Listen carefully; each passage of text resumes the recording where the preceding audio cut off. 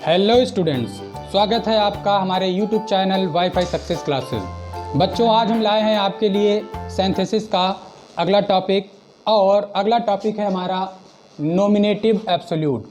इससे पहले कई एक टॉपिक सिंथेसिस चैप्टर में पढ़ चुके हैं और जिन बच्चों ने वो टॉपिक नहीं देखे हों तो वो हमारी पिछली वीडियोस को देखें और प्लेलिस्ट जो कि ये दी हुई है इसमें आप जाएं और जाकर देखें और उसमें आपको सिंथेसिस के सभी वीडियोस मिल जाएंगे। और बच्चों, इसके अलावा आपको टेंसेस की वीडियोस भी हमारी प्लेलिस्ट में मिल जाएंगे, प्रीपोजिशंस की भी मिल जाएंगे। जो भी अब तक के वीडियोस किए जा चुके हैं वो सारे प्लेलिस्ट में मिल जाएंगे। तो आप प्लेलिस्ट में जाएं और जाकर उन वीडियोस को देखें और हमारे इस वीडियो को उसके बाद देखें तो आपके लिए ज़्यादा बेहतर है, क्योंकि एक टॉपिक दूसरे टॉपिक से किसी न किसी तरीके से इंटरवाइंड होता है, जुड़ा हुआ होता है। सो देखते हैं कि कैसे आज का हमारा ये टॉपिक सिंथेसिस में आज हम पढ़ रहे हैं नॉमिनेटिव एब्सोल्यूट, कि नॉमिनेटिव एब्सोल्यूट हमारा पिछले टॉपिक से कैसे जुड़ा हुआ है और आज के इस टॉपिक में आज क्या कुछ खास स्पेशल है। Let's see. बच्चों, पीछे हमने टॉपिक पढ़ा था प्रेजेंट पार्टिसिपल और पास्ट पार्टिसिपल और परफेक्ट पार्टिसिपल। तो जिसमें कि हमने पढ़ा था प्रेजेंट पार्टिसिपल और पास्ट पार्टिसिपल और परफेक्ट पार्टिसिपल में कि किस तरह से जो आईएनजी फॉर्म होती है उसका यूज़ पार्टिसिपल के रूप में किया जाता है, जो थर्ड फॉर्म होती है उसका यूज़ जो है पार्टिसिपल के रूप में किया जाता है। और ये जो हमारा आज का टॉपिक है नॉमिनेटिव एब्सोल्यूट, वो हूबहू सेम टू सेम जो परफेक्ट पार्टिसिपल है उससे जुड़ा हुआ है। अब परफेक्ट पार्टिसिपल में और आज के इस टॉपिक नॉमिनेटिव एब्सोल्यूट में क्या डिफरेंस है वो हम देखते हैं। उससे पहले हम ये समझ लें कि हमारा ये जो आज का टॉपिक है नॉमिनेटिव एब्सोल्यूट ये क्या कहता है। तो बच्चों, नॉमिनेटिव का मतलब होता है सब्जेक्टिव। आप जानते होंगे सब्जेक्ट, किसी भी वाक्य में एक सब्जेक्ट होता है। Every sentence has a subject. Her sentence का एक सब्जेक्ट होता है। May be it is hidden, हो सकता है ये हिडन हो पर होता जरूर है। तो नॉमिनेटिव का मतलब सब्जेक्टिव अर्थात सब्जेक्ट वाला, यानी कि जिसमें सब्जेक्ट हो। और बच्चों, ये जो एब्सोल्यूट है, इस एब्सोल्यूट का मतलब होता है स्वतंत्र। यानी कि ऐसा कोई सेंटेंस जिसे हम सिंथेसिस कर रहे हों और उसमें सिंथेसिस करते समय जो सब्जेक्ट है यानी कि जो नॉमिनेटिव है वो एब्सोल्यूट हो, यानी कि स्वतंत्र हो। जिसको समझने के लिए पहले हम इसकी डेफिनेशन को समझते हैं और डेफिनेशन को समझने के बाद हम इसके कुछ एग्जाम्पल्स देखते हैं, क्योंकि बच्चों this is the most important for every student that firstly the student must need to understand the importance of topic, the meaning of topic and the cause of the topic, and after that the definition of the topic, कि आखिर topic कह क्या रहा, and later that a student must understand some of the examples, कि आखिर क्या बताना चाहा था। जब आप उस टॉपिक को समझेंगे, डेफिनेशन को समझेंगे, फिर एग्जाम्पल्स को देखेंगे, तब आपको क्लैरिटी आएगी कि क्या बताने की कोशिश की जा रही है। तो आपने टॉपिक को समझ लिया कि टॉपिक का मीन्स ये है कि जब किसी वाक्य को सिंथेसिस करते समय सब्जेक्ट एकदम स्वतंत्र हो, फ्री, एब्सोल्यूट हो, तब उसको नॉमिनेटिव एब्सोल्यूट कहते हैं। लेकिन ये पूरी तरीके से समझने के लिए आप इसकी डेफिनेशन देखें। डेफिनेशन को मैंने हिंदी में आज लिखा क्योंकि काफ़ी डिफ़िकल्ट है, तो इसलिए आप इसे अच्छी से समझ सकें, आसानी से इसको कंफर्म कर सकें, इसलिए इसमें हिंदी का भी यूज़ किया है। तो लिखा है मैंने, नॉमिनेटिव एब्सोल्यूट उस सब्जेक्ट को कहते हैं। देखो, हो गया क्लियर कि नॉमिनेटिव क्या होता है, एक सब्जेक्ट होता है।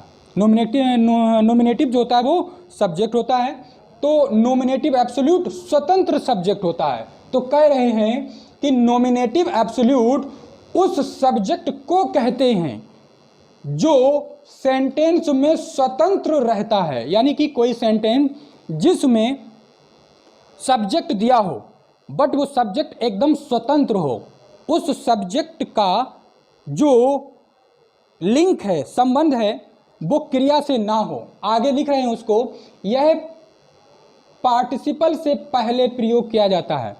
और नॉमिनेटिव एब्सोल्यूट में एग्जाम्पल्स को जब हम सिंथेसिस बनाएंगे तो हम देखेंगे इसमें पार्टिसिपल से पहले यूज़ किया जाएगा। अभी हमने बिगिनिंग में चर्चा की थी प्रेजेंट पार्टिसिपल, पास्ट पार्टिसिपल और परफेक्ट पार्टिसिपल, जिसका लिंक इस टॉपिक से है। तभी कह रहे हैं कि इसमें जो सब्जेक्ट आता है उसका यूज़ जो है वो पार्टिसिपल से पहले किया जाता है, इसका प्रभाव वर्ब पर नहीं पड़ता, और उसमें वो जो सब्जेक्ट होता है उस सब्जेक्ट का प्रभाव वर्ब पर नहीं पड़ता। Let's see the examples. अब इस बात को जो मैंने समझाया है इसको आप एक दो एग्जाम्पल्स देखेंगे तब आप समझ जाएंगे कि क्या समझाने की कोशिश की, और उसके बाद एक बार फिर हम रिवाइज करते हैं तो आपको ज़्यादा समझ में आएगा। देखिए हमारे पास अब जो हैं एग्जाम्पल्स में दो सेंटेंसेज हैं। First one is this and the second one is this. The first one says the sun set, सूरज डूबा या डूब गया। देखो एक ये सेंटेंस है और एक ये सेंटेंस है। इस सेंटेंस में कहा गया है द सन सेट, सूरज डूब गया, the stars came up in the sky, और सूरज जैसे ही डूबा आसमान में तारे टिमटिमाने लगे या दिखाई पड़ने लगे। तो आप देखेंगे एक सेंटेंस ये है, एक सेंटेंस ये है, और इन दोनों सेंटेंसेस को जोड़कर हमें सिंथेसिस बनानी है नॉमिनेटिव एब्सोल्यूट के माध्यम से। इट मीन्स जब दो सेंटेंस हैं तो इन दोनों सेंटेंसेस के जो सब्जेक्ट हैं वो दोनों के अलग अलग हैं। इसमें भी एक सब्जेक्ट है, इसमें भी एक सब्जेक्ट है। पीछे जब पार्टिसिपल हमने पढ़े थे, प्रेजेंट पार्टिसिपल, पास्ट पार्टिसिपल और परफेक्ट पार्टिसिपल, जिनका लिंक इन हमारे सेंटेंसेस से यानी कि नॉमिनेटिव एब्सोल्यूट से है, उसमें दोनों ही सेंटेंसेस के जो सब्जेक्ट हुआ करते थे वो सेम हुआ करते थे। इसलिए वहाँ पर जो है सब्जेक्ट एब्सोल्यूट नहीं होता था, वहाँ पे सिर्फ और सिर्फ पार्टिसिपल का यूज़ करके, प्रेजेंट पार्टिसिपल का यूज़ करके, पास्ट पार्टिसिपल का यूज़ करके, परफेक्ट पार्टिसिपल का यूज़ करके।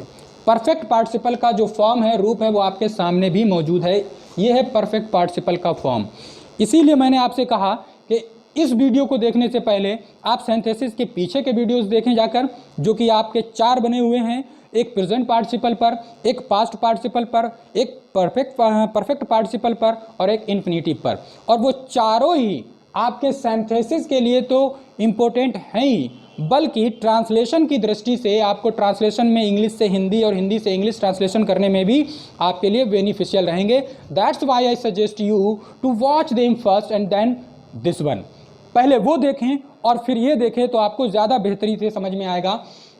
तो आप उन सेंटेंसेस को देखेंगे तो आप उसमें देखेंगे कि उनके सब्जेक्ट सेम होने के कारण उन्हें हम पार्टिसिपल से यूज़ कर लिया करते थे, बना लिया करते थे। बट ये जो हमारा नॉमिनेटिव एब्सोल्यूट है, इस नॉमिनेटिव एब्सोल्यूट में सेंटेंस तो उसी प्रकार के हैं, these sentence are that kind of, but these sentence have the different subject. लेकिन इन दोनों ही सेंटेंसेस के जो सब्जेक्ट हैं वो अलग अलग हैं, और दोनों सेंटेंसेस के सब्जेक्ट अलग अलग होने के कारण इसमें हम टर्म जो है नॉमिनेटिव एब्सोल्यूट का अप्लाई करेंगे।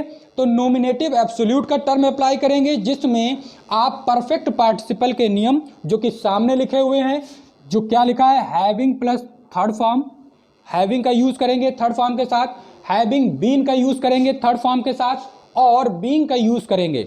अब क्यों करेंगे, कब करेंगे, कैसे करेंगे, लेट मी टेल यू, सुनिए बताते हैं। हैविंग और थर्ड फॉर्म यानी कि ये पहले वाला जो है वो एक्टिव के लिए है। जब सेंटेंस एक्टिव वॉइस हो और आप उसको नॉमिनेटिव एब्सोल्यूट से सिंथेसिस करने जा रहे हैं, तब आपको हैविंग और थर्ड फॉर्म का यूज़ करना है नॉमिनेटिव एब्सोल्यूट के साथ, यानी कि स्वतंत्र सब्जेक्ट के साथ। जब सेंटेंस पैसिव वॉइस हो, जब सेंटेंस पैसिव वॉइस हो तो आपको हैविंग के साथ बीन और फिर वर्ब की थर्ड फॉर्म यूज करनी है। किसके साथ, नॉमिनेटिव एब्सोल्यूट यानी कि स्वतंत्र सब्जेक्ट के साथ आपको यूज करके आपको बनानी है सिंथेसिस। और जब उसमें कोई एक्शन ना दिया हो, जब उसमें कोई मेन वर्ब ना दी हो सेंटेंस में, तब सिंपली हम बीइंग लगा लेते हैं नॉमिनेटिव एब्सोल्यूट के साथ, यानी कि स्वतंत्र सब्जेक्ट के साथ। क्या है ये, कैसा है ये, let me tell you, see the examples one by one, तब आपके ज़्यादा बेहतर समझ में आएगा। तो हमारे पास दो सेंटेंसेस हैं, इन दोनों सेंटेंसेस में बहुत कुछ सिमिलैरिटी यानी कि एक जैसा है, but one thing is there that is completely different. लेकिन एक चीज़ ऐसी भी है जो पूरी तरीके से डिफरेंट है। So look at the board. The sun set, सूरज डूबा। The stars came up in the sky, तारे टिमटिमाने लगे या निकल आए। तो बच्चों इसका सब्जेक्ट अलग है, इसका सब्जेक्ट अलग है, इसलिए इसे सिंथेसिस करने के लिए आप क्या करेंगे, इस वाले सेंटेंस का, अब आप सोचेंगे इस वाला ही क्यों, क्या आगे वाले में ही ऐसा होता है? नहीं, जब दो सेंटेंसेस हैं उनमें कोई ना कोई एक्शन हो रहा होगा, एक्शन का मतलब काम हो रहा होगा, और आप देखेंगे कि दोनों सेंटेंसेस में कौन सा सेंटेंस है जिसमें एक्शन पहले कंप्लीट किया गया है, परफॉर्म किया गया है, मीन्स कार्य को समाप्त पहले किया गया है। तो जब हम इन दोनों को पढ़ेंगे तो देखेंगे कि सूरज डूबा था पहले और तारे निकले थे उसके बाद में। तो सूरज डूबा था पहले, इसमें एक्शन पहले हुआ। तो उसी सेंटेंस को हम सबसे पहले पार्टिसिपल की सहायता से नॉमिनेटिव एब्सोल्यूट यूज करते हुए हम सिंथेसिस करेंगे। तो इसलिए इस सेंटेंस का सब्जेक्ट यहाँ पर लिखते हुए द सन। उसके बाद मैंने देखा कि द सन सेट ये एक्टिव वॉइस सेंटेंस है। तो एक्टिव वॉइस सेंटेंस के लिए यहाँ पर आपका क्या दिया हुआ है, हैविंग प्लस वर्ब की थर्ड फॉर्म। तो इट मीन्स कि आप यहाँ पर हैविंग लगाएं जो कि रूल कह रहा है, और third form of the verb means ये जो सेट है इस सेट की थर्ड फॉर्म आप लगाएं, और सेट की तीनों फॉर्म सेट ही होते, सेट सेट सेट। तो हो गया द सन हैविंग सेट, और फिर फुल स्टॉप की जगह पर कॉमा लगाएं, और दूसरा सेंटेंस सेम टू सेम आप कॉपी कर दें, समझो हो गया। तो देखिए द स्टार्स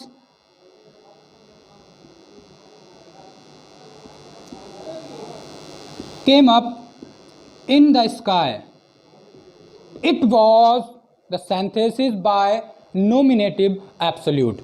तो ये मैंने सिंथेसिस की नॉमिनेटिव एब्सोल्यूट से। बिल्कुल सेम टू सेम इसी की तरह अगला एग्जाम्पल भी है, उसको भी करते हैं, देखते हैं।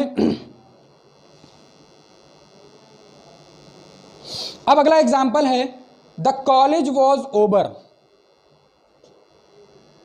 कॉलेज की छुट्टी हो गई, कॉलेज वॉज ओवर, कॉलेज की छुट्टी हो गई, ऐसा ही है इसका meaning. All the students went home, सारे स्टूडेंट छात्र घर चले गए। तो आप देखेंगे इस सेंटेंस में और इस सेंटेंस में दोनों के सब्जेक्ट डिफरेंट हैं, बट अब इसमें रूल जो है वो कौन सा लगेगा उन तीनों में से चेक करते हैं। जब मैंने सेंटेंस देखा कि एक्टिव वॉइस था तो ऊपर वाला लगाया, पैसिव वॉइस होता तो ये लगाता, लेकिन बिना वर्ब के है। तो आप ये देखो द कॉलेज वॉज ओवर, क्या वॉज के बाद यहां पर वर्ब है? जब वर्ब नहीं होगी तो आप बीइंग लगाएंगे। तो सिंपली बच्चों ये ओवर की जगह पर अगर वर्ब होती तो हम इन दोनों में से कोई एक रूल लगाते, एक्टिव और पैसिव को ध्यान में रखते हुए। बट यहां पर वर्ब नहीं है, ये आपके लिए पहचान है कि यहां पर was were, is am are, will be, shall be, इस प्रकार से कोई हेल्पिंग वर्ब दी रही हो और यहाँ पर मेन वर्ब ना दी हो। जब मेन वर्ब ना दी हो तो आप सिंपली क्या करेंगे, सब्जेक्ट को लिखते हुए द कॉलेज, वॉज को कर देंगे बीइंग ओवर, और दूसरा सेंटेंस पीछे कॉपी कर देंगे और हो जाएगा ऑल द स्टूडेंट्स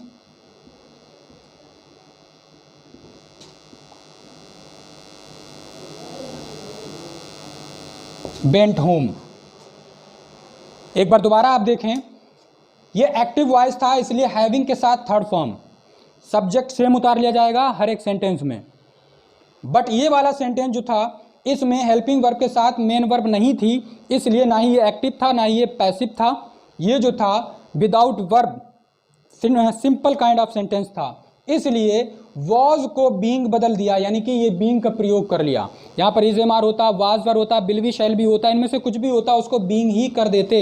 ये तीसरा वाला रूल हम यूज़ करते, और उसके बाद कॉमा लगाकर पीछे से दूसरा सेंटेंस पूरा जोड़ दिया। जब आप बाकी सारे एग्जाम्पल्स कर लेंगे तो आपको हर एक चीज़ एकदम क्लैरिटी के साथ समझ में आ जाएगी। Let us see the next example. Next example है देयर फादर डाइड। ये भी एक्टिव है इस पहले वाले की तरह। The children are in trouble. उनके पिता मर गए, बच्चे तकलीफ में आ गए। इन दोनों सेंटेंसेस को जोड़कर मुझे एक सेंटेंस बनाना है, जैसा कि सिंथेसिस कर रहे हैं। अच्छा, सिंथेसिस की ये क्वालिटी होती है कि दो या दो से अधिक सेंटेंसेस को जोड़कर एक बनाओ, बट सेंटेंस को जोड़ने पर उनका रूप तो बदले पर अर्थ ना बदले। तो ये सेंटेंस जो जुड़कर सामने आ रहे हैं इनका अर्थ नहीं बदल रहा है जबकि रूप बदल रहा है। दो छोटे छोटे सेंटेंसेस से एक बड़ा सेंटेंस बन रहा है पर इनका अर्थ सेम है। अब ये चारों कंप्लीट करने के बाद फिर मैं आपको इनके अर्थ बताऊंगा तो आप समझ जाएंगे कि हाँ सिंथेसिस जो है वो करेक्ट की गई है। तो ये वाला सेंटेंस भी इस पहले वाले की तरह है, एक्टिव वॉइस में है। तो इसलिए इसमें भी आप सब्जेक्ट को उतारने के बाद आप सब्जेक्ट को उतार लेंगे, इट मीन्स लिख लेंगे द फादर, उसके बाद हैविंग लगाएंगे आप, और हैविंग के साथ इसमें जो थर्ड फॉर्म है डाइड उसको लिख लेंगे तो हो जाएगा देयर फादर हैविंग डाइड, और फुल स्टॉप की जगह पर कॉमा लगाएंगे और पीछे वाला sentence same to same copy कर देंगे और तब ये सेंटेंस बनेगा the children are in trouble.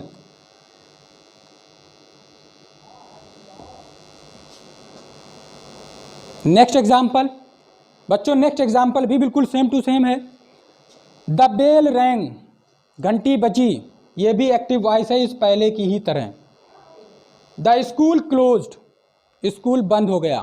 तो इसको भी हम पहले वाले नियम की तरह ही बनाएंगे। तो इसमें भी इसका सब्जेक्ट लिखने के बाद द बेल, हैविंग और रैंग की थर्ड फॉर्म, तो रैंग की थर्ड फॉर्म होती है रंग, हैविंग रंग, और फिर फुल स्टॉप की जगह पर कॉमा। बहुत ही इजी है, बहुत ही आसान है, बस आपको थोड़ा सा दिमाग लगाना है कि एक्टिव वॉइस होने पर हैविंग लगाओ और उसमें जो भी वर्ब दी हो उसको थर्ड में बदल दो। पैसिव हो तो हैविंग बीन लगाओ और उसमें जो भी वर्ब दी हो उसे थर्ड में बदल दो। और जब उस सेंटेंस में कोई मेन वर्ब हो ही ना तो उसको is, am are, was, were, will be, shall be जो भी आया हो उसकी जगह पर बीइंग लगाओ और फुल स्टॉप की जगह पे सभी में कॉमा लगाकर जो दूसरा बचा हुआ सेंटेंस है उसको जोड़ देना है। वही काम इसमें यहाँ पर कर रहे हैं। देखिएगा आप, द स्कूल क्लोज्ड। तो ये थे हमारे 4 एग्जाम्पल्स। अब हम इनकी पहले हिंदी देखते हैं और इन्हें चेक करते हैं क्या हमने ये जो सिंथेसिस की है 2 या 2 से अधिक वाक्यों को जोड़कर जो एक वाक्य बनाया है, इट मीन्स सिंथेसिस की है, क्या हमारी सिंथेसिस करेक्ट है। क्योंकि सिंथेसिस का जो मीनिंग होता है वो यही होता है कि 2 या 2 से अधिक वाक्यों को जोड़कर एक ऐसा वाक्य बनाना जिसका अर्थ वही हो जो पहले के 2 या 2 से अधिक वाक्यों में था। इट मीन्स उन वाक्यों को जोड़ने के बाद उन वाक्यों का रूप तो बदले बट उनका मीनिंग यानी कि अर्थ ना बदले। सो लेट अस चेक करते हैं। द सन सेट, सूरज डूबा। The stars came up in the sky, आसमान में तारे टिमटिमाने लगे। जब इस सेंटेंस को सिंथेसिस कर दिया गया, जोड़ दिया गया, तो ये बना द सन हैविंग सेट, सूरज के डूबने के पश्चात। जब आप परफेक्ट पार्टिसिपल पढ़ेंगे तो आप उसमें देखेंगे परफेक्ट पार्टिसिपल में मैंने इनका हिंदी अर्थ किस तरह से निकाला जाएगा ये बताया था। और उसमें बताया था कि आप हिंदी अर्थ कैसे निकालेंगे, या तो आप उससे कहेंगे पश्चात या फिर कहेंगे उपरांत, के पश्चात या के उपरांत। तो आप यहाँ पर ऐसे कहेंगे। जब भी परफेक्ट पार्टिसिपल इस प्रकार से दिया गया हो तो आप क्या इसकी हिंदी निकालेंगे, के पश्चात या फिर के उपरांत। तो आप यहाँ पर देखेंगे तो क्या होगा, द सन हैविंग सेट, सूरज के डूबने के उपरांत या सूरज के डूबने के पश्चात। The stars came up in the sky, आसमान में तारे टिमटिमाने लगे। नेक्स्ट एग्जाम्पल है the college was over, college में छुट्टी हो गई या कॉलेज की छुट्टी हो गई। All the students went home, सारे के सारे छात्र घर चले गए। जब सिंथेसिस की तो हमने बताया कि जब भी आप इनमें से कोई भी टर्म अप्लाई करते हो तो उसको हिंदी में ट्रांसलेशन करते समय के पश्चात और के उपरांत यूज़ करेंगे। तो आप देखेंगे the college being over, college की छुट्टी होने के पश्चात या फिर कॉलेज की छुट्टी होने के उपरांत, all the students went home, सारे के सारे छात्र घर चले गए। तो आप देख रहे हैं कि अर्थ जब दो अलग अलग वाक्यों में था और एक वाक्य है, दोनों ही कंडीशन में अर्थ सेम है, इट मीन्स हमारी सिंथेसिस करेक्ट चल रही है। Let us check the next example. Their father died, उनके पिता की मृत्यु हो गई। The children are in trouble, और वो बच्चे जिनके पिता की मृत्यु हो गई वो तकलीफ में आ गए। तो देखते हैं, देयर फादर हैविंग डाइड, उनके पिता की मृत्यु के पश्चात, the children are in trouble, बच्चे तकलीफ में आ गए। एकदम करेक्ट है। इन दोनों अलग अलग सेंटेंसेस का जो मीनिंग है वो एक में ही आ गया। अच्छा, इसको एक तरीका और भी है, अगर आप चाहें तो ये जो द चिल्ड्रन है, इस द चिल्ड्रन को आप देयर की जगह पर लिख सकते हैं अपॉस्ट्रॉफी एस के साथ। कैसे? अपॉस्ट्रॉफी एस, यहाँ पे लिखेंगे आप देयर की जगह पर चिल्ड्रन और उसमें लगाएंगे अपॉस्ट्रॉफी एस, और यहाँ पर दे का यूज़ कर सकते हैं। कैसे? आपने इस एग्जाम्पल को देख लिया, अब मैं इसे मिटाकर दूसरा एग्जाम्पल लिखने जा रहा हूँ जिसका अर्थ सेम रहेगा और इससे ज़्यादा एप्रोप्रिएट वो एग्जाम्पल बनेगा।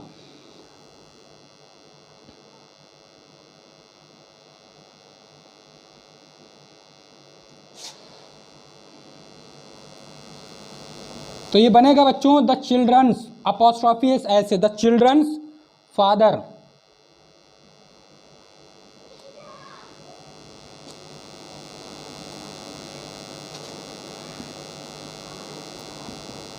हैविंग डाइड, और फिर ये जो चिल्ड्रन है इसकी जगह पे आप लिख देंगे दे आर इन ट्रबल। तो इस सेंटेंस को ऐसे भी ट्रांसलेट किया जाता है, जो मीनिंग सेम है। अब क्या हो गया कि इसका अर्थ हो गया बच्चों के पिता की मृत्यु के पश्चात बे बच्चे यानी कि बे तकलीफ में आ गए। इट मीन्स अभी भी करेक्ट है और उससे ज़्यादा मोस्ट अप्रोप्रिएट है। Now see the next example. Next example है द बेल रैंग, घंटी बजी। द स्कूल क्लोज्ड, स्कूल बंद हो गया। तो आप जब इसको सिंथेसिस कर दिए तो आप इसका अर्थ देखेंगे क्या होगा। द बेल हैविंग रंग, घंटी बजने के पश्चात या घंटी के बजने के उपरांत, द स्कूल क्लोज्ड, स्कूल बंद कर दिया गया या स्कूल बंद हो गया। तो आपने देखा कि किस प्रकार से दो अलग अलग सेंटेंसेस का जिनका कि अर्थ अलग अलग था, जब उसको सिंथेसिस किया, सेंटेंसेस को मिलाया, तो अलग अलग दोनों वाक्यों में जो मीनिंग यानी कि अर्थ था वो मिलाने पर एक ही सेंटेंस में आ गया। और जब ऐसी प्रोसेस आप संपन्न करते हैं, कंप्लीट करते हैं, इसी को सिंथेसिस कहा जाता है। तो ये चारों सेंटेंसेस हमारे एकदम एप्रोप्रिएट सिंथेसिस हो गए, करेक्ट हैं। अब हम आगे के एग्जाम्पल्स देखते हैं। अगर आप वहाँ से समझने में अभी भी कंफ्यूज हैं तो अब यहाँ पर आप समझ जाएंगे। तो दोबारा आपको ये सारी चीज़ें समझाते हुए कि नॉमिनेटिव एब्सोल्यूट उस सेंटेंस को कहते हैं जिसका सब्जेक्ट स्वतंत्र रहता है। और आप देखेंगे इसमें जो आगे सब्जेक्ट यूज़ किए गए हैं यही सब्जेक्ट आपके नॉमिनेटिव एब्सोल्यूट हैं, इसीलिए इनको नॉमिनेटिव एब्सोल्यूट कहा जाता है। और इनके साथ लगाई जाने वाली हैविंग के साथ थर्ड फॉर्म या बीइंग, या फिर हैविंग के साथ थर्ड फॉर्म या हैविंग के साथ थर्ड फॉर्म, ये है परफेक्ट पार्टिसिपल जो मैंने यहाँ पर लिखा, जिसका हिंदी अर्थ आप कुछ यूँ इस तरह से निकालेंगे कि पश्चात के उपरांत, ताकि आपको हिंदी ट्रांसलेशन में भी आपको आसानी रहे और आप समझ सकें क्या जो सिंथेसिस आपने की है वो करेक्ट है या नहीं है। तो अब हम अगले एग्जाम्पल्स करते हैं। आई होप सो कि आपको अगले एग्जाम्पल्स करने के बाद उसमें होने वाली जो भी कन्फ्यूज़न है वो डाउट और कन्फ्यूज़न क्लियर हो जाएगी, दूर हो जाएगी।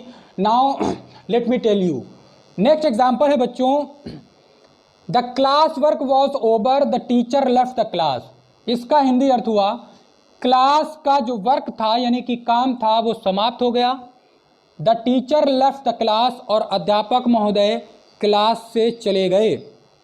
तो देखो बच्चों, इसमें हेल्पिंग वर्ब के साथ में मेन वर्ब नहीं आई।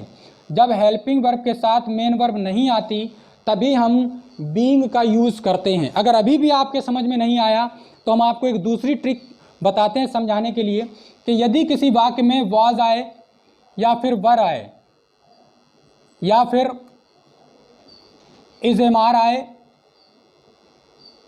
या फिर विल बी शैल बी आए,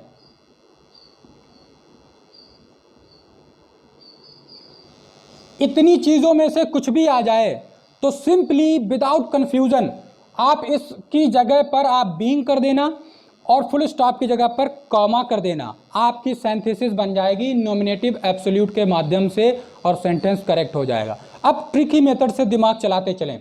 हमको कुछ नहीं करना है, हमको सिर्फ इतना करना है कि इसमें जो वॉज दिया था उस वॉज को हमको लिखना है बीइंग, इसके अलावा और कुछ नहीं करना है।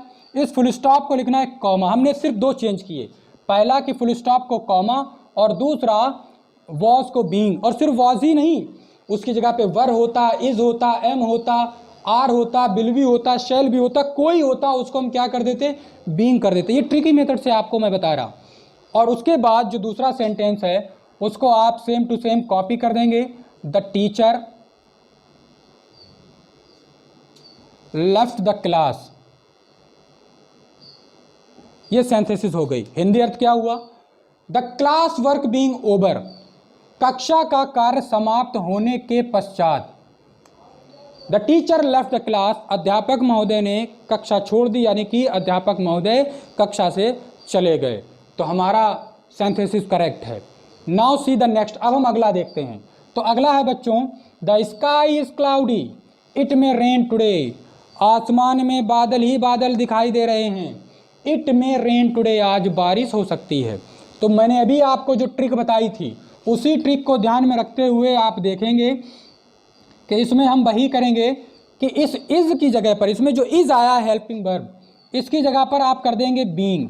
ऐसा इसलिए कि बच्चों यहाँ पर क्लाउडी जो आया है, यहाँ पर अगर मेन वर्ब होती तो हम हैविंग के साथ थर्ड फॉर्म या फिर हैविंग बीन के साथ थर्ड फॉर्म, जो रूल फर्स्ट सेकंड पे लिखा है वो उसका यूज़ करते। जब नहीं है तो हम सिंपली इसका यूज़ ऐसे करेंगे।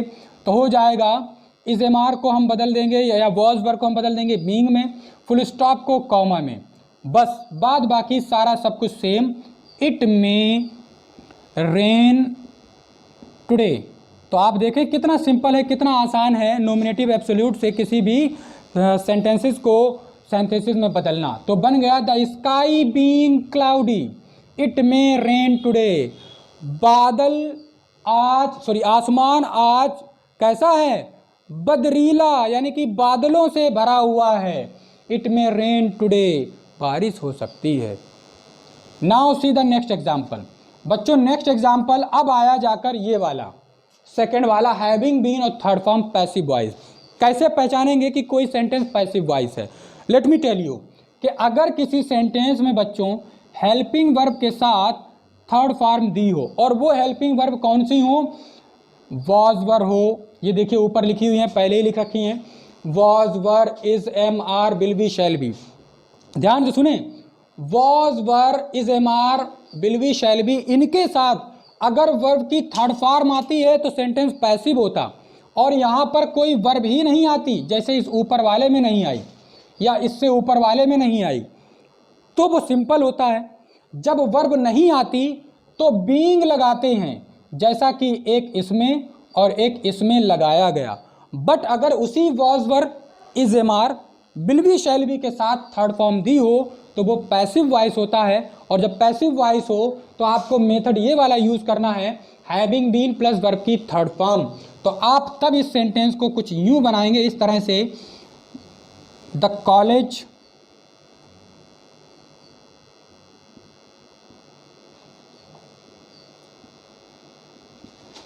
हैविंग बीन क्लोज्ड और फुल स्टॉप की जगह कॉमा, दूसरा सेंटेंस सेम टू सेम। तो आप लिखेंगे द बॉयज वेंट होम। तो बच्चों इसका अर्थ हो गया, पहले का अर्थ था the college was closed, college बंद कर दिया गया। द बॉयज वेंट होम, लड़के जो थे वो घर चले गए।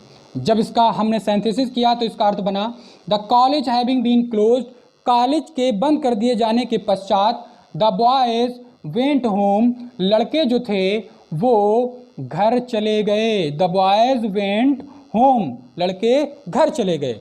तो ये सेंटेंस भी हमारा सिंथेसिस हो गया। तो तीन के तीनों रूल मिल गए।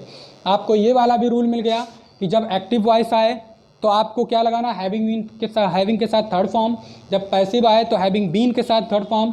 जब ना एक्टिव हो ना पैसिव हो, उसमें मेन वर्ब ही ना हो, तो बीइंग का यूज़ करना है। जिसमें सबसे ज़्यादा इंपॉर्टेंट बच्चों जो है वो ये एक्टिव वॉइस वाला ऊपर वाला है। यही मोस्टली एग्जामिनेशन में पूछा जाता है। Now see the next. अब अगला देखते हैं। The teacher entered the class, the boys became silent.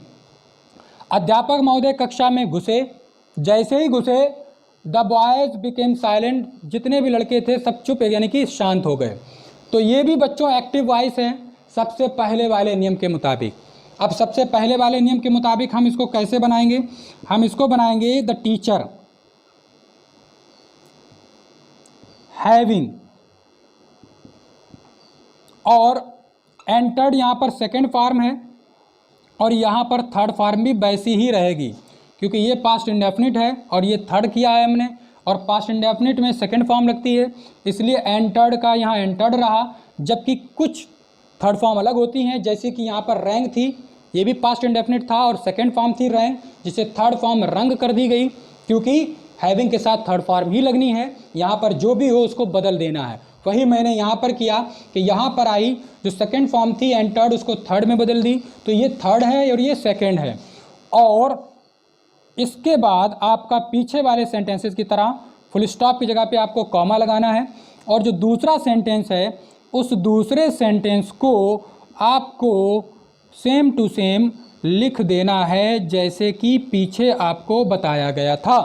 तो ये रहा आपका अगला सेंटेंस जो कि सिंथेसिस कर दिया गया। इसका भी अर्थ हम देखते हैं। The teacher having entered the class, अध्यापक महोदय के कक्षा में घुसने के पश्चात द बॉयज बिकेम साइलेंट, लड़के एकदम खामोश यानी कि चुप हो गए, शांत हो गए। नेक्स्ट एग्जाम्पल है बच्चों, the leader was slain, the followers ran away in fear. Leader नेताजी, नेता। The leader was slain, slain means होता है हत्या कर दी, पैसिव वॉइस है ये भी, इसमें आपको ये वाला रूल लगाना है, पैसिव वॉइस है। नेताजी की हत्या कर दी गई, उनके जो चाहने वाले पिछलगुए थे रैन अवे इन फियर, डर के मारे भाग खड़े हुए। लीडर की जब हत्या हो जाती है तो अक्सर जो नेताजी के फॉलोवर्स होते हैं पिछलगुए, वो क्या होता है, डर के मारे भाग खड़े होते हैं, उनके बस का कुछ नहीं होता, सिर्फ पीछे पीछे, क्योंकि लीडर ही लीडर होता है और असली रोल अदा जो करता है वो लीडर ही करता है, एक अकेला सबसे पावरफुल हुआ करता है। तो ये पैसिव वॉइस है, इसमें पैसिव वॉइस का रूल लगाएंगे तो ये बनेगा बच्चों the leader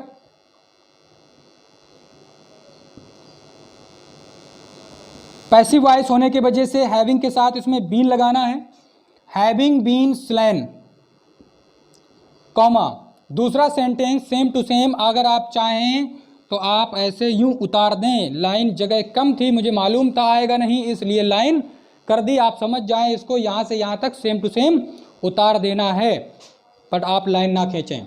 next example, it was a holiday.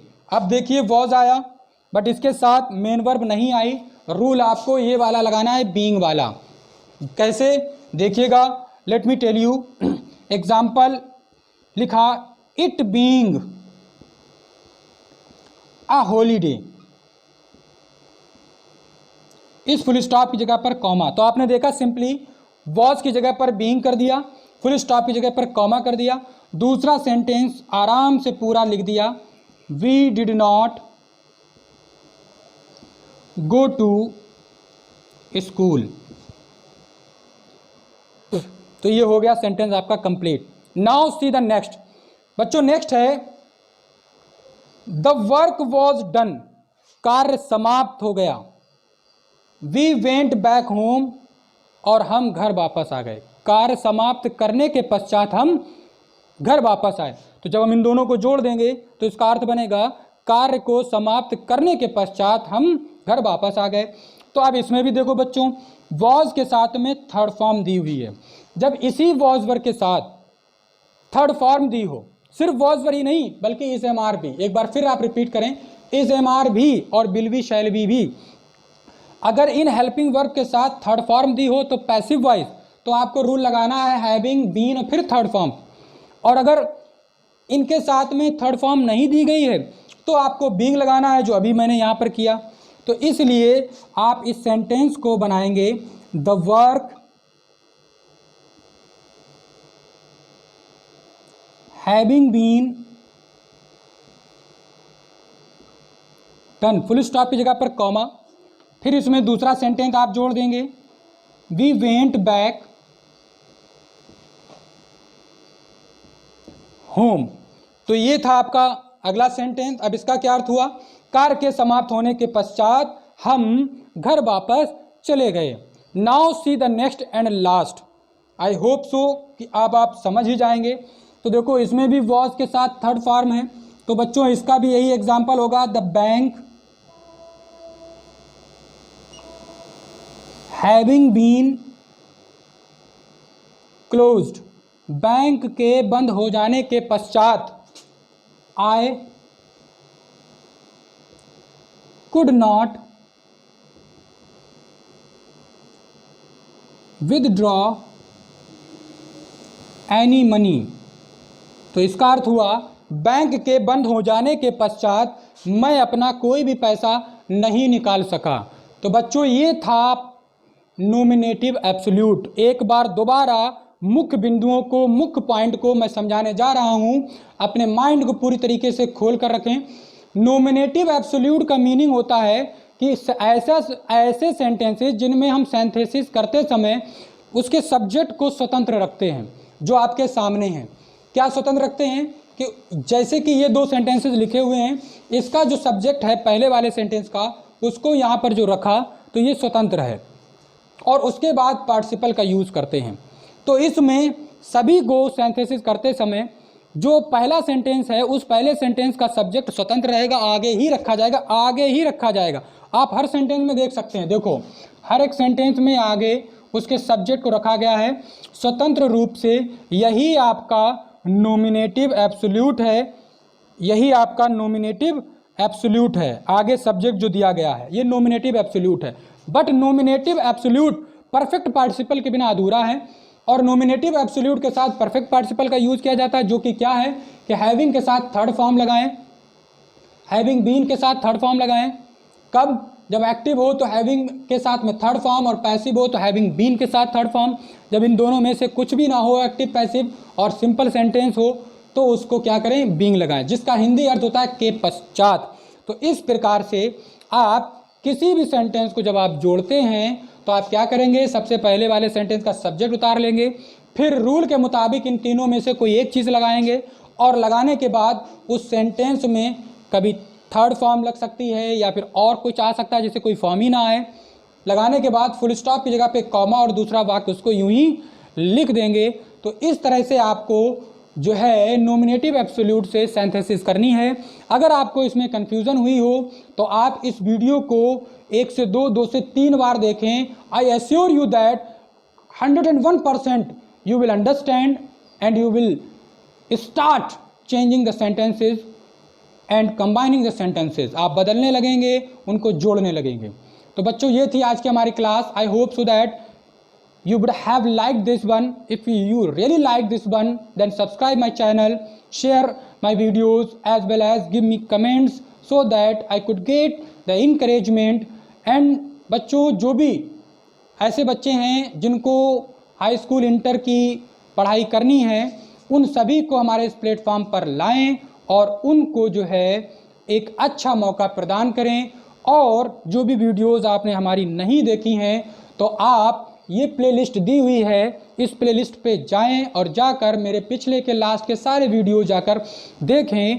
Playlist में आपको 2 प्रकार से आपको वीडियोस मिल जाएंगे, जिसमें एक में बेसिक्स कंप्लीट की जा रही है, यानी कि A to Z आपको ग्रामर पढ़ाई जा रही है, दूसरी तरफ आपको इंटरमीडिएट लेवल के और स्टैंडर्ड टॉपिक को पढ़ाया जा रहा है, जिसमें हमारा सिंथेसिस टॉपिक चल रहा है। और सिंथेसिस में आज हमने ये वाला नॉमिनेटिव एब्सोल्यूट जो है ये 5वां टॉपिक कंप्लीट किया है।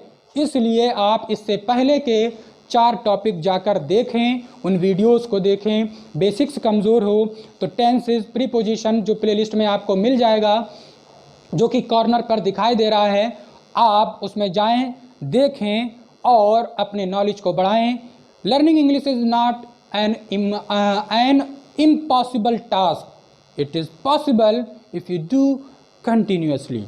जाते जाते आपको एक बेहतरीन कोटेशन जो मेरे सर विक्रम सिंह यादव, जिनका मेरे ऊपर बहुत ही बड़ा एहसान है, उन्होंने मुझे आज इस लायक बनाया, मैं सुनाना चाहूँगा कि वो कहते थे, winners don't do different, winners don't do different but they do differently.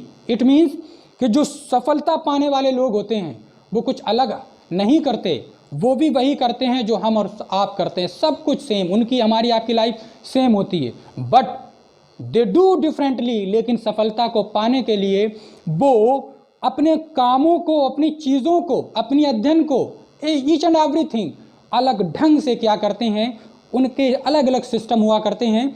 इसी को ध्यान में रखते हुए एक हिंदी की पंक्ति याद आ गई, होनहार के चिकने होत करे पात। इट मीन्स कि जो पौधा होनहार होता है, तरक्की वाला, तो उसके पत्ते चिकने होते हैं। वैसे ही सफल होने वाले बच्चे, कामयाब होने वाले बच्चे टाइम बर्बाद नहीं करते, बल्कि तरीके ढूंढते हैं कि किस तरीके से हम अच्छे से अच्छे एजुकेशन, शिक्षा को प्राप्त करें। So I am here to provide you the best and quality education.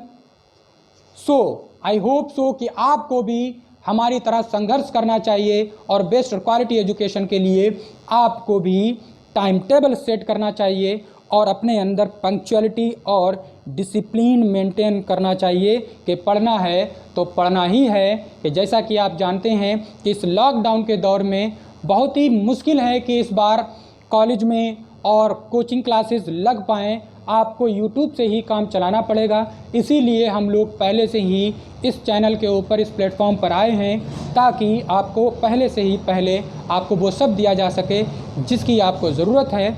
और आपकी ज़रूरत हम अगर पूरी कर रहे हैं तो आपका भी दायित्व बनता है, ड्यूटी बनती है कि आप भी हमारी ज़रूरतों को पूरा करें, जिसके लिए आपको कुछ नहीं करना है, इन वीडियोज़ को शेयर करना है, अपने फ्रेंड्स को, रिलेटिव्स को बताना है, उनसे लाइक एंड सब्सक्राइब, कमेंट्स करवाने हैं और ख़ुद भी करने हैं, ताकि हमारा ये मनोबल बढ़ता रहे और हम आपके लिए बेहतर से बेहतर प्रयासों के साथ अच्छे से अच्छे वीडियोज़ लाते रहें। Have a great day, best of luck.